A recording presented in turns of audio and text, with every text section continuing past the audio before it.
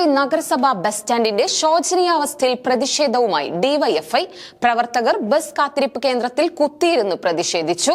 DYFI block secretary AN Neeraj പ്രതിഷേധ ധർണ ഉദ്ഘാടനം ചെയ്തു. പട്ടാമ്പി നഗരസഭ ബസ് സ്റ്റാൻഡിന്റെ ശോചനീയാവസ്ഥ പരിഹരിക്കണമെന്നാവശ്യപ്പെട്ടാണ് ഡിവൈഎഫ്ഐ പട്ടാമ്പി മുനിസിപ്പൽ കമ്മിറ്റിയുടെ നേതൃത്വത്തിൽ പ്രതിഷേധം സംഘടിപ്പിച്ചത്.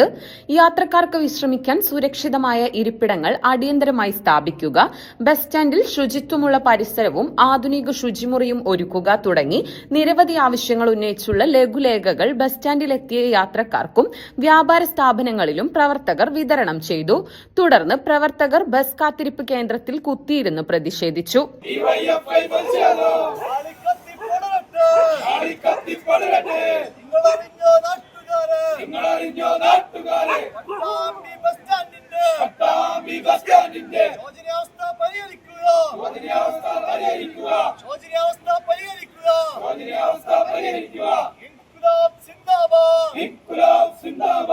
തുടർന്ന് നടന്ന പ്രതിഷേധ ധർണ DYFI block secretary AN Neeraj ഉദ്ഘാടനം ചെയ്തു.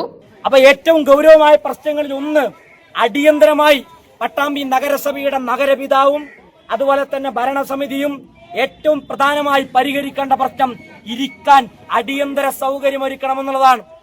ഞങ്ങൾക്ക് കാര്യങ്ങൾ അറിയാം. നേരത്തെ കഴിഞ്ഞ ദിവസം നഗരസഭയുടെ ചെയർമാൻ പറഞ്ഞ പോലെ സമയെടുക്കും. എന്തിന്? ഈ സീറ്റ് നേരെയൊക്കെ സമയെടുക്കും.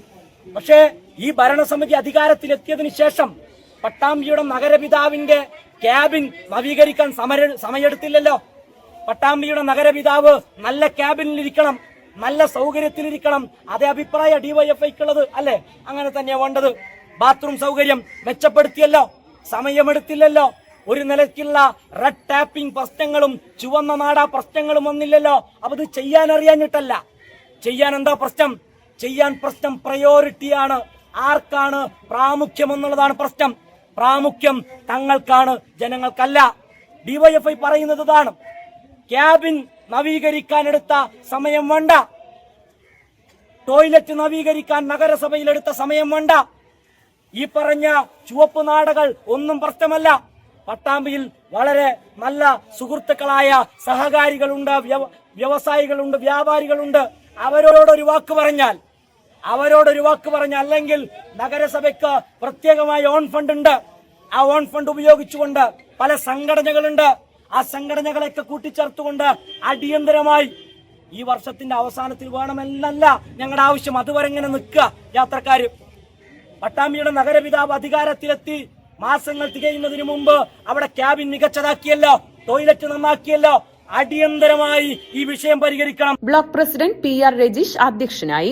നഗരസഭാ councillor CS Suresh, block treasurer VT Rahul, joint secretary KP Muhammad Fazil, Arun, Haris തുടങ്ങിയവർ പങ്കെടുത്ത് സംസാരിച്ചു.